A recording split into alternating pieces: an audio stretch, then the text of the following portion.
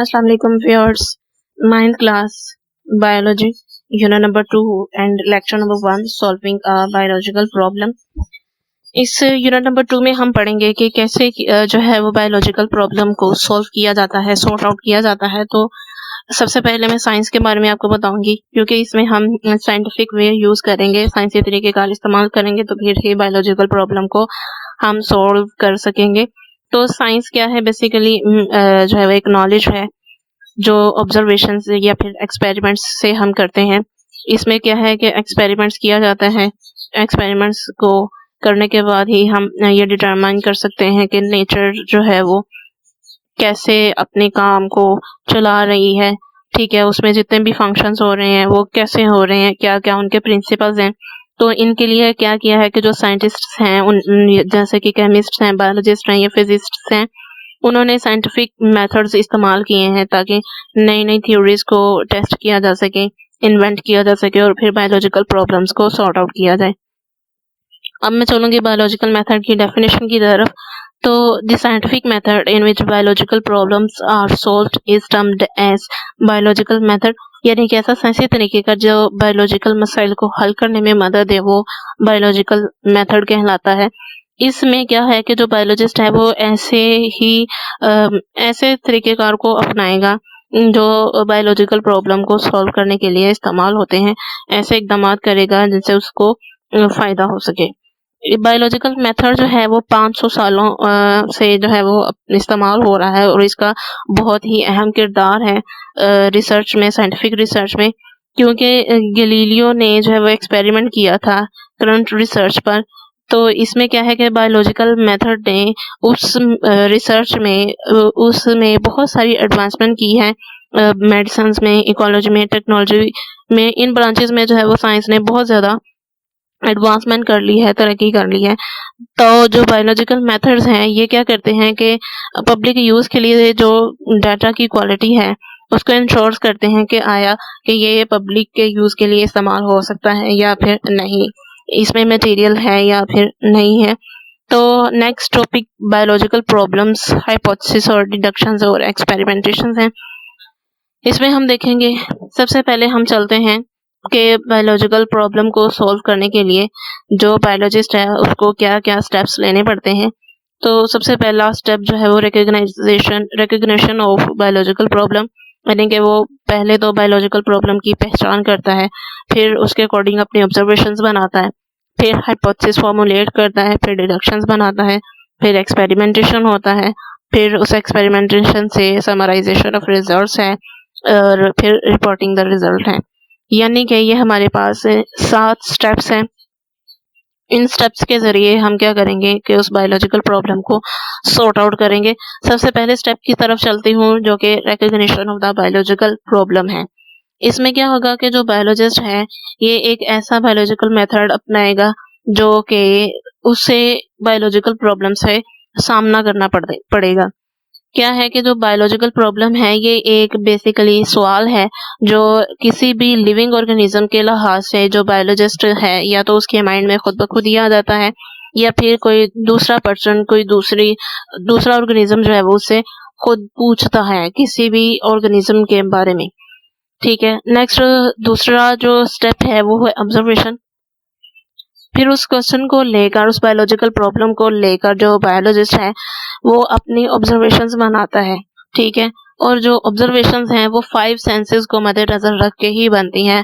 5 senses में vision, hearing, smell, test और touch, ये 5 सेंसेस हैं, हम इनको मद्देनजर रखेंगे ही तो ही ऑब्जर्वेशन बनेगी। ये जो ऑब्जर्वेशन है ये बेसिकली 2 तरह की होती है, एक है क्वालिटेटिव और एक है क्वांटिटेटिव ऑब्जर्वेशन। तो जो क्वालिटेटिव ऑब्जर्वेशन है ये मोर एक्यूरेट नहीं है, क्वांटिटेटिव ऑब्जर्वेशन जो है वो मोर एक्यूरेट है, क्योंकि इसमें हमें क्वांटिटी एक्सप्लेन की होती है, जो कि क्वालिटेटिव ऑब्जर्वेशन है उसमें सिर्फ हमें क्वालिटी ही बताई जाती है, न कि क्वांटिटी। तो इसमें क्या है कि जो क्वालिटेटिव ऑब्जर्वेशन है ये वेरिएबल है और जो क्वांटिटेटिव ऑब्जर्वेशन है ये इनवेरिएबल है और मेजरेबल है।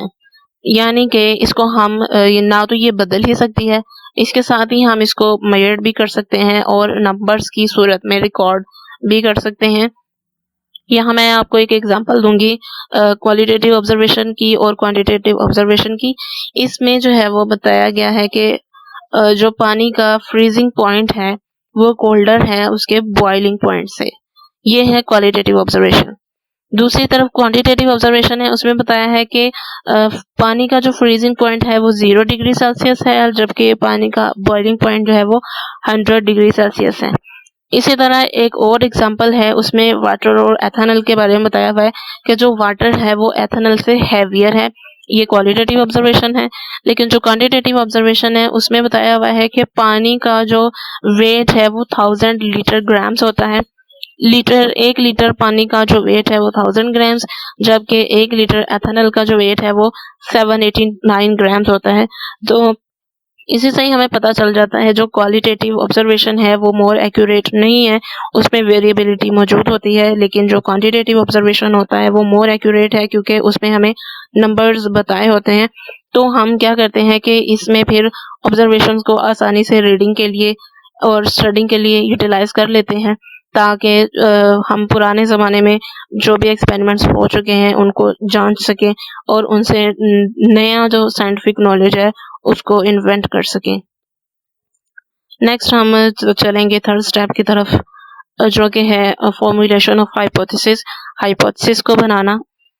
तो इसमें क्या है कि जो ऑब्जर्वेशंस हैं ये साइंटिफिक ऑब्जर्वेशंस तब तक नहीं बनती हैं जब तक हम इन्हें मुनज़्ज़म तरीके से अपने पास ऑर्गेनाइज्ड नहीं करते हैं और फिर या उनसे रिलेटेड कोई भी क्वेश्चन ना हो।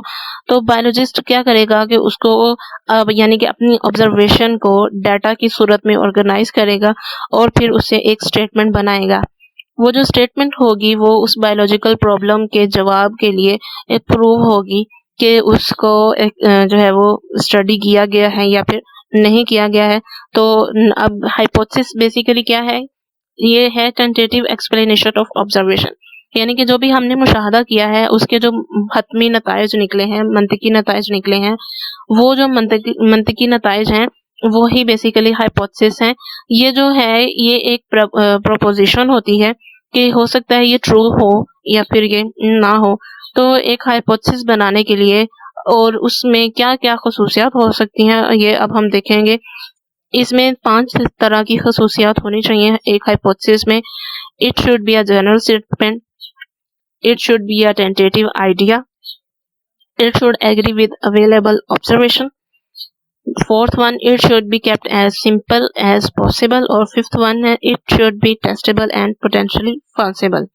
यानी कि जो भी हम हाइपोथेसिस बना रहे हैं, एक तो ये जनरल स्टेटमेंट होना चाहिए, एक आप उसमें अपनी हतमी तजवीज़ दें, दूसरा कि ये जो आपने ऑब्जर्वेशंस की हैं उससे एग्री होना चाहिए, तीसरा ये बहुत ही ज़्यादा सादा और मुमकिन तौर पर आसान होना चाहिए, और पांचवा है कि ये बहुत ही ज़्यादा जो है वो टेस्टेबल हो और इसको हमें रॉन्ग करने की, यानी कि इसमें जो भी हमने हाइपोथेसिस बनाया है उसको रॉन्ग करने की एबिलिटी मौजूद होनी चाहिए। दूसरे लफ्ज़ों में क्या कह रहा है कि ये एक जो हाइपोथेसिस है इसको जो है वो गलत भी साबित किया जा सकता है या फिर जो है वो नहीं भी किया जा सकता है। तो फार्मूलेशन को बनाने के लिए जो है वो हमें बहुत ज़्यादा क्रिएटिव थिंकिंग की ज़रूरत होती है, क्योंकि इसमें जो है वो बायोलॉजिस्ट रीजनिंग को इस्तेमाल करता है, वजह को इस्तेमाल करता है। हाइपोथेसिस को फार्मूलेट करने के लिए, बनाने के लिए वजह का होना ज़रूरी है, क्योंकि कोई वजह, कोई क्वेश्चन होगा तो ही हम जो है वो ये सारा काम करेंगे उस बायोलॉजिकल प्रॉब्लम को सॉर्ट आउट करने के लिए, अदरवाइज नहीं होगा। Thank you.